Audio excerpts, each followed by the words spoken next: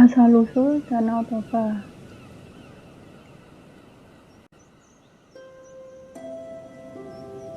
Di sebuah desa di wilayah Sumatera, hidup seorang petani. Ia seorang petani yang rajin bekerja, walaupun lahan pertaniannya tidak luas. Ia biasa mencukupi kebutuhannya dari hasil kerjanya yang tidak kenal lelah. Sebenarnya, usianya sudah cukup untuk menikah, tetapi ia tetap memilih hidup sendirian. Di suatu pagi hari yang cerah, petani itu memancing ikan di sungai. Mudah-mudahan hari ini aku mendapat ikan yang besar, gumam petani tersebut dalam hati. Beberapa saat setelahnya, kailnya dilemparkan, kailnya terlihat bergoyang-goyang. Ia segera menarik kailnya. Petani itu bersorak kegirangan setelah mendapat seekor ikan cukup besar. Ia takjub melihat warna sisik ikan yang indah. Sisik ikan itu berwarna kuning emas, kemerah-merahan. Kedua matanya bulat dan menonjol, memancarkan kilatan yang menakjubkan. Tunggu, aku jangan dimakan. Aku akan bersedia menemanimu jika kau tidak jadi memakanku. Petani tersebut terkejut mendengar suara dari ikan itu. Karena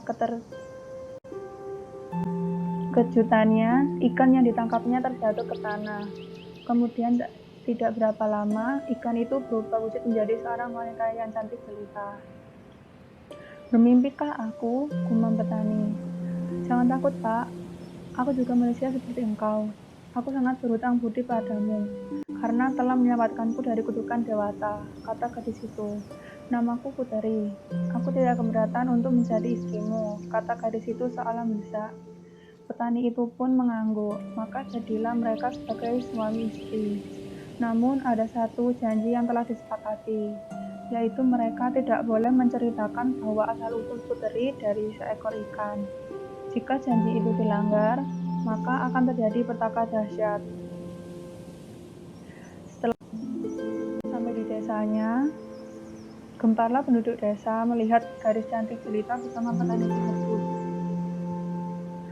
Dia mungkin bidadari yang turun dari langit, gumam mereka. Petani merasa sangat bahagia dan tentram. Sebagai suami yang baik, ia terus bekerja untuk mencari nafkah dengan mengolah sawah dan ladangnya dengan tekun dan ulet.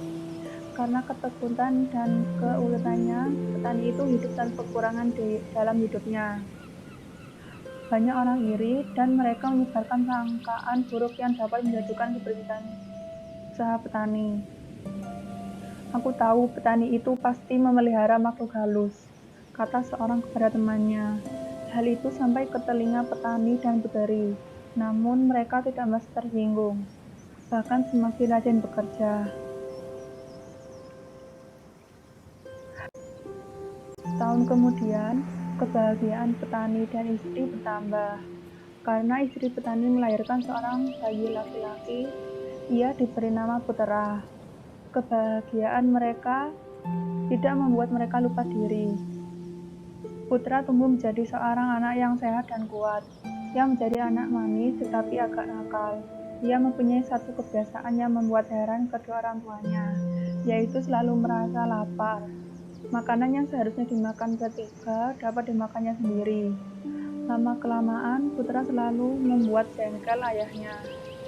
Jika disuruh membantu pekerjaan orang tua, ia selalu menolak. Istri petani selalu mengingatkan petani agar bersabar atas ulah anak mereka.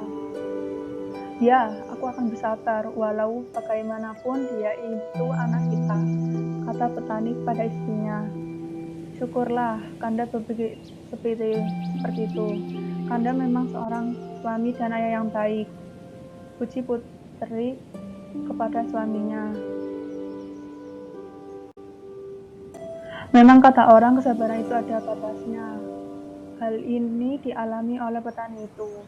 Pada suatu hari, Putera mendapat tugas mengantarkan makanan dan minuman ke sawah di mana ayahnya sedang bekerja. Tetapi Putera tidak memenuhi tugasnya. Petani menunggu kedatangan anaknya sambil menahan haus dan lapar. Dia langsung pulang ke rumah. Dilihatnya putra sedang bermain bola. Petani menjadi marah sambil menjawar kuping anaknya. Anak tidak tahu diuntung, tak tahu diri, dasar anak ikan, umpat si petani tanpa sadar telah mengucapkan kata-kata tantangan itu. Setelah petani mengucapkan kata-katanya, seketika itu juga anak dan istrinya hilang lenyap tanpa bekas dan jejak.